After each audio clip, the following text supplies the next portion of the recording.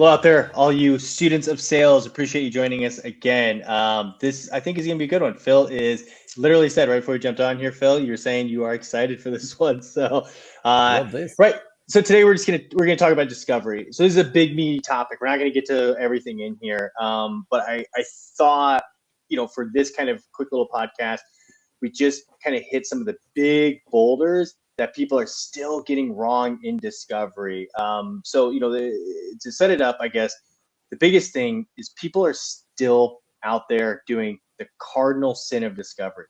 They're selling in discovery. And the worst part is they don't know it, right? They're doing things like need payoff questions, which is just a form of selling, right?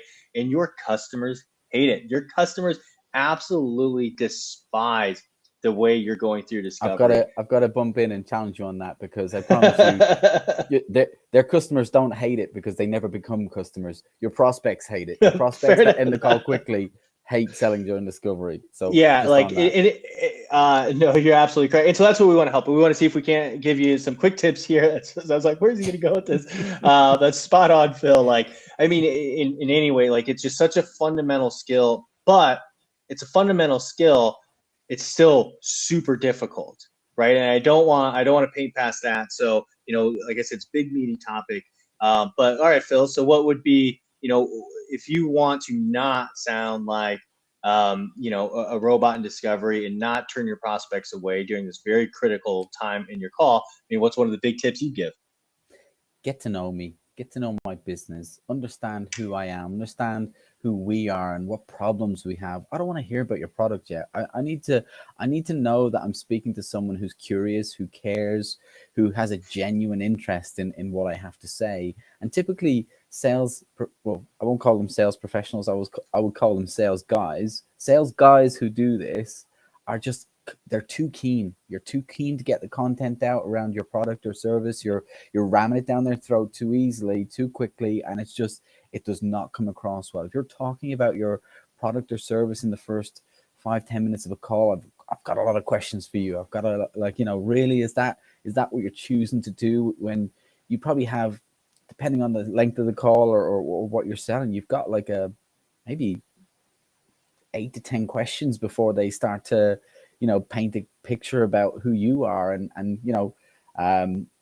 where this call is going to go. So for me, it's just all about, learn who they are and what their problems are before you even bring up your product. That would be a huge piece of advice for me. No, that's a good one. Absolutely love that. And I think you hear that all the time, right? With reps, and especially like I was just thinking, I heard this call the other day, and in the rep is doing an obvious like little couple qualifying questions, which I just can't stand, right? Like let me qualify you to see, and the prospect knows it, but here's the thing: the prospect qualifier number one, amazing. Qualifier number two, amazing. Couldn't even get to the third one, right? And there's like a list of probably four qualifiers there. Couldn't even get to the third one before they're like, oh my God, you're going to love this. Let me show you. And they just couldn't. It was like just bursting out. Mace, what would be your tip? Well, I want to say, I mean, let's Yeah. really address that, right? To your point, Phil, you don't like when they go into talking about their business, talking about their product, their service. Like, let's talk about why they're doing that in the first place. Right. Like, why is it after two questions or three very basic, very generic questions of discovery, they're going into their pitch? They're going into selling. What do Right. you think it is, Phil? they're What's your they're take on they're it? nervous. They haven't got a plan. They're just, really winging it and stuff like that. It's like, oh, Tyler, you're here today to talk about HR software. Oh, we sell HR software. That's what we do. It's like, no, like, like you don't need to do that. I guess your leading question there, Mace, was just all around that the fact that they haven't got a plan. They're not confident. That's what it is. I agree 100%. Tyler, what do you think? I think it's because people don't know what they're selling. I honestly, which would kind of hint to my tip is people think they're selling a product or a service, or they're selling a solution, right? SaaS, software as a solution. Not if you're not selling the problem first.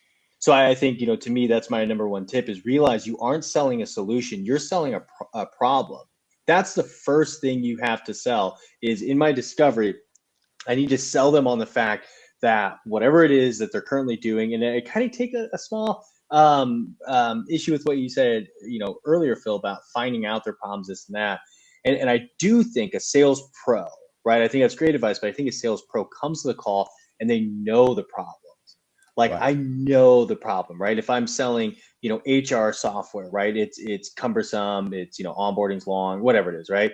Like I know those problems, and I need to be good at asking questions that like just immediately highlight that. All right, so how many hours a week do you spend on this kind of task? Oh, wow, that's a lot, right? Like, all right, and then do you find that this, like, yeah, I do. And those, so I think to me, that's probably the biggest thing for me is why they trip off on it, because they still think they're selling a product. That's not your first sale. Your first sale is the problem. And I think once they understand that, once a person truly understands that, well, that and they're self-centered, they don't give a shit about the customer. But that might be a whole different topic altogether. Mace, what do you think?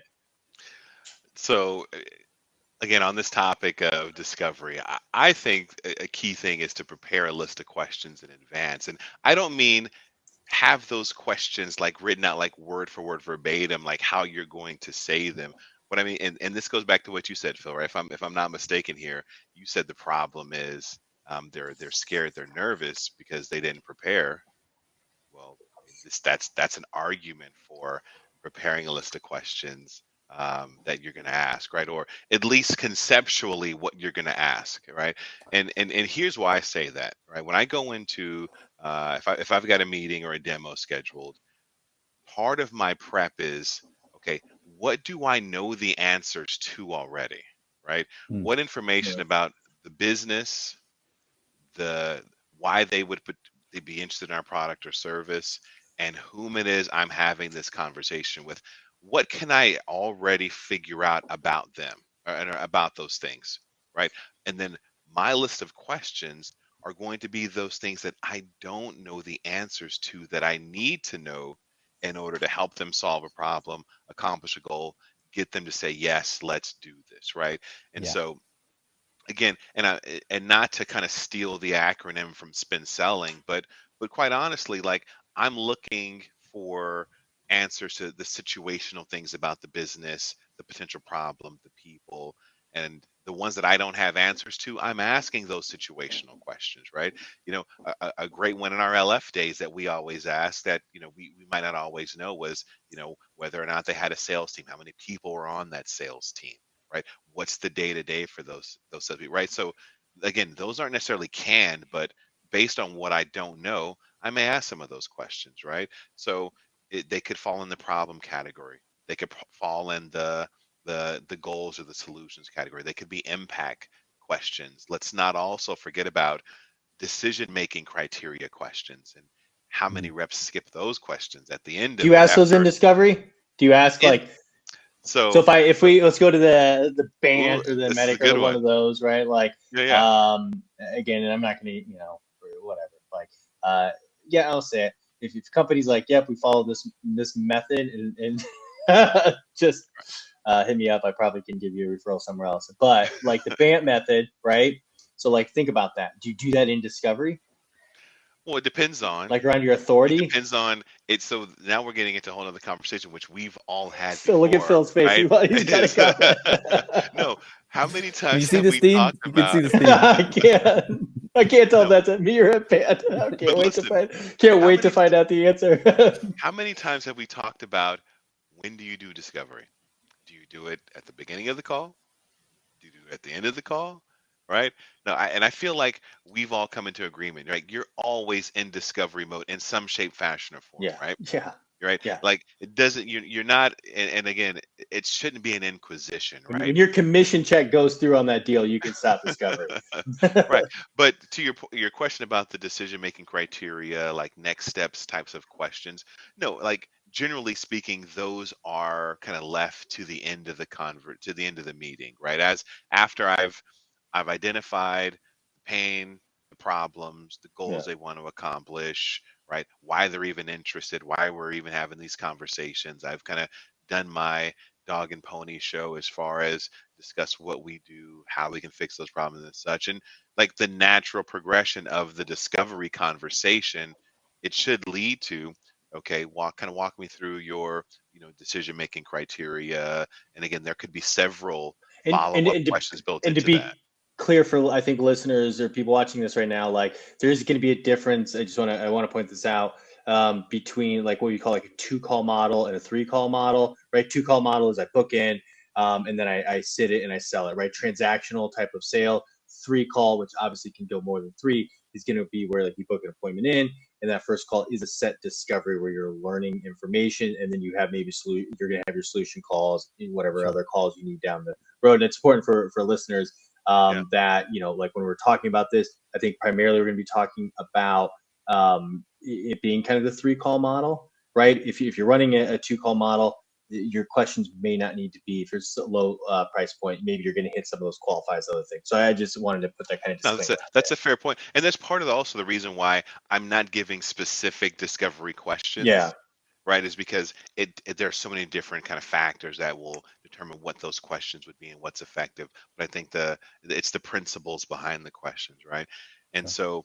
so, something else I think about with with the discovery questions as a whole is I want to some degree, I begin with the end in mind, meaning, Uh, and what I mean by that is I want to know. I know this much. I ask myself, if I don't get answers to these questions by the end of this conversation, end of this meeting, this is either not going to be a deal at all, right? Or I'm going to be trying to chase them down and try to get them back on the phone to get another meeting in to get the answers to these questions. So, kind of part of my own kind of personal process that I go through to prepare for a meeting is figuring out what do I need to know so that I can shorten the sales cycle, right? Gather all the intelligence that I need to um, deliver a compelling reason for them to invest in our product or service. And so, I'm going to come back to that one, but Phil, I want to know let's what's that go. steam coming out of your ears for. Yeah.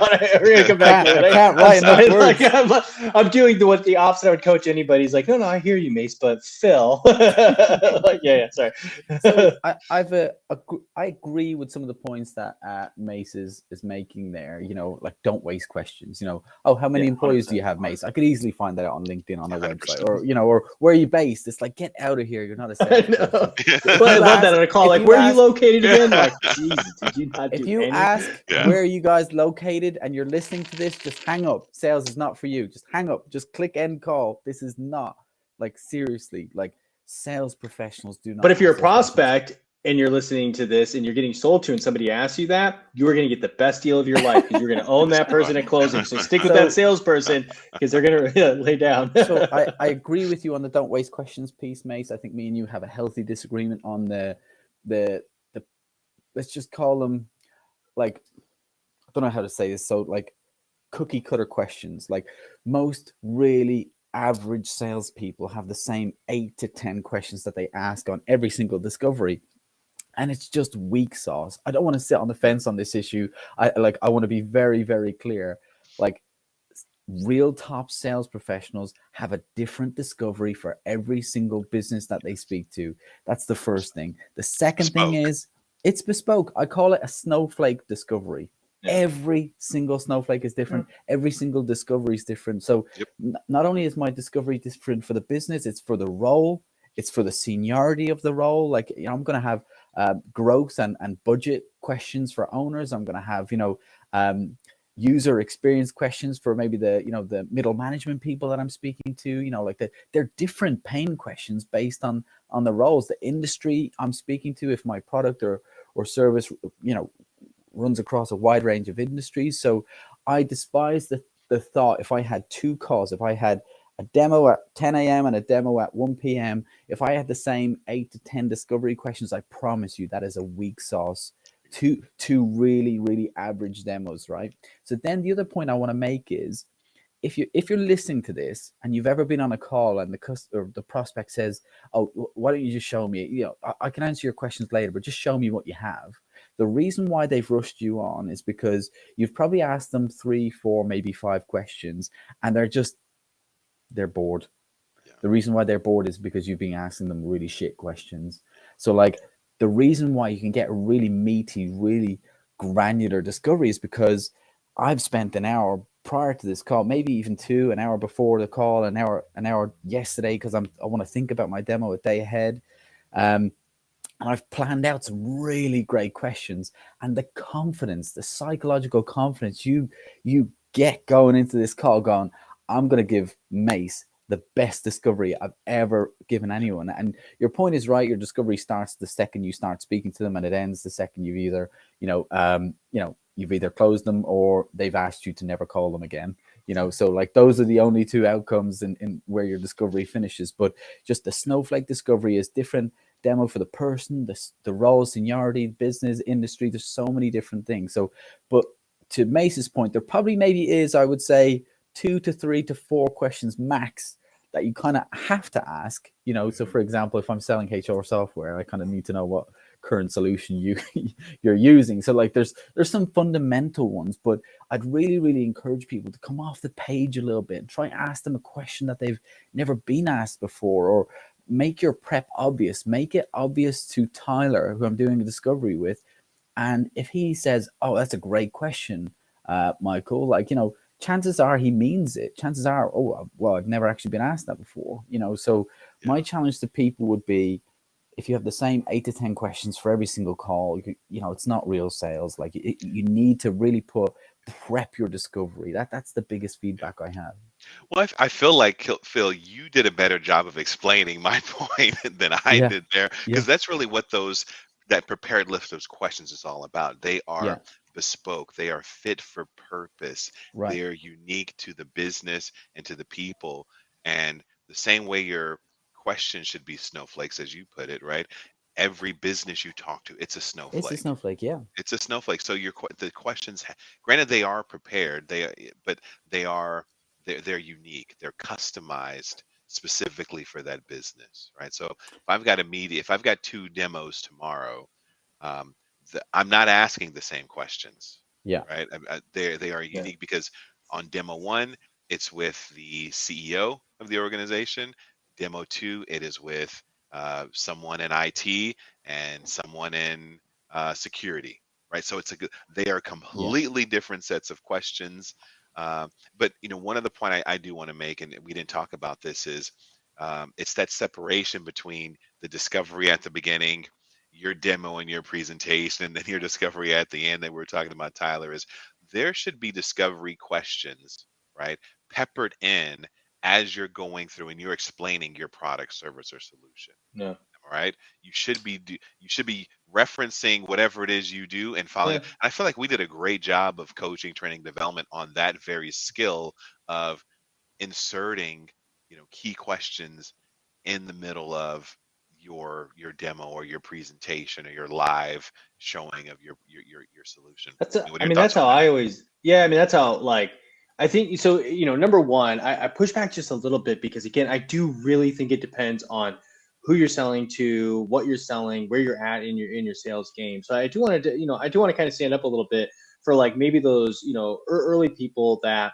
are doing maybe a transactional type of sale, because I remember those days. I remember those, and I'd have my list of, like, my, like, 5 or 6 questions, right, that, like, really kind of got me going. But again, the difference there, to defend what you're saying there, Phil, is like where you then, and that was kind of my growth, right? The growth to me for discovery was I start with kind of these questions.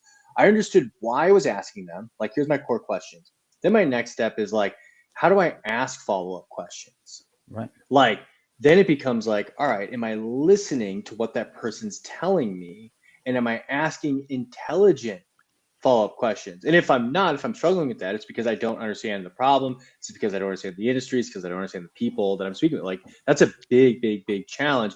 And then from there, like, if I'm being real on this call, and you guys can get as mad at me as you want, like, I truly don't do a ton of discovery prep anymore. I honestly don't, like, because if I get on a call, like, look, I jump on a call, with Mace, the steam is back. The steam is back.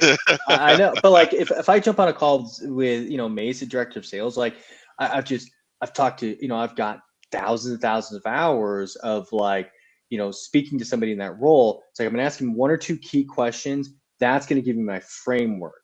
And what I focus on, to your direct your question here, Mace, is like my progression of the call. It goes like this. So, number 1, is there a problem? So I'm going to ask you a couple of quick little questions that are going to tell me, is there even a problem here? Right. So like if I'm selling, like leads, right? Or easy one. So Mace, you have a sales team. Yep. All right. Like, how many guys, blah, blah, blah. And I ask a couple key questions like, shit, there's a problem in there. Right. Then I'm going to ask some series of questions like, all right, Mace, do you see the problem? Like, do you understand why what you're currently doing is stupid, right? Or something like that. And I'm going to check to see is Mace with me, and then the last part is like, can I solve it? So now when I'm kind of going through my solution, I'm still discovering because it's like, right, here's this, like, how do you think your guys would blah, blah, blah? Do you think that, and this is where my need payoff questions start coming in. It's during that kind of like, the demo portion of like my discovery call. This is where my need payoffs would come in. Like, right, so Mace, if you guys had this, do you think that would help them? Or do you think this is something, they're ignoring those leads? Do you think they'd ignore these leads? Yes, they would. Whatever. That to me is kind of how I've, I do want to defend a little bit. I think, you got to start somewhere. So start with those core questions, work on them and build, but learn to listen. To one of the points you made earlier, why do people get nervous? It's because they're not truly listening. And it takes EQ, IQ, AQ, like all of that kind of stuff that they talk about to successfully navigate a back and forth conversation with somebody about their business.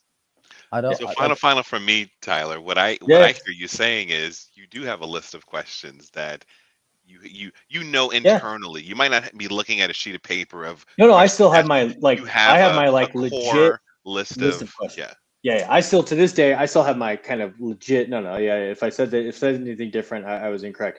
I legit still have my jump off kind of questions, but like I've just talked to so many people. That's why I don't need to prep for it, because based on your answer, I know how to ask intelligent questions to get the information. And again, differentiate between information gathering, fact finding, which is again basic sales, and truly understanding your business, to Phil's point of like, what is your problem? How big of a problem is it? Like how, how pissed off are you that you still have that problem, right? Like how motivated are you to solve it? That's all. I think there's unicorns. I think there's unicorns in every business who just have those natural sales talent, those like in the moment great questions that come off the hip.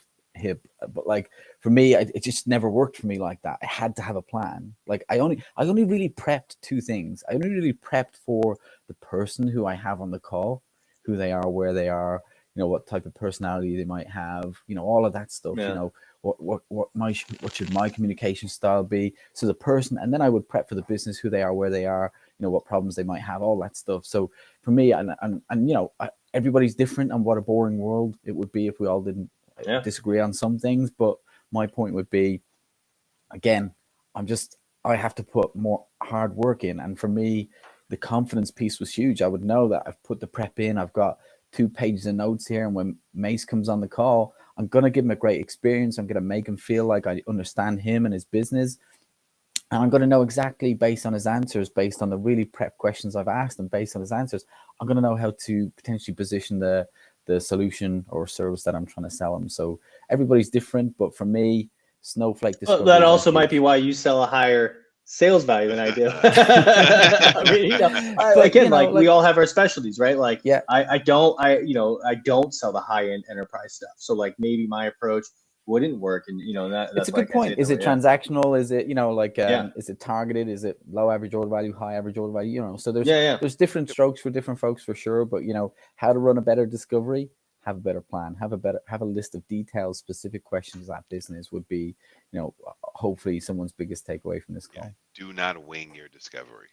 Yeah, don't wing it, and don't sell during it. I think those are the two, right? If we were boiled down to the two, don't wing your discovery. Well, don't wing your discovery. Listen, I think, right? We kind of said that in there, and yeah, I mean, like I think if you're, if you're kind of doing those things, you're going to run a better discovery. And for the love of God, don't sell during it, right? So that's it. I think that's it. Any other final points or anything you think we left off? No, I think we nailed it. How to run a better discovery. Don't run a bad discovery. Right. Always appreciate it, everybody. Hopefully you guys enjoyed that. I enjoyed it. It was a good conversation. It brought up some really good points in there. So like I said, it's a big, meaty topic. So we just kind of wanted to hit the big boulder stuff in there. kind of talk about a few different things. We'll have some other conversations where, we dive into some specifics and methods. Phil, I'm definitely dying to hear about your feelings on Bant and Medic and those kind of things. Another call. Another call. But everybody, honestly appreciate you spending time with us. Students of sales, please go, like us, share this, subscribe to our newsletter. We really appreciate all the support. Really appreciate you watching this video. May your pipelines be forever full. Bye bye. Good. Bye, guys.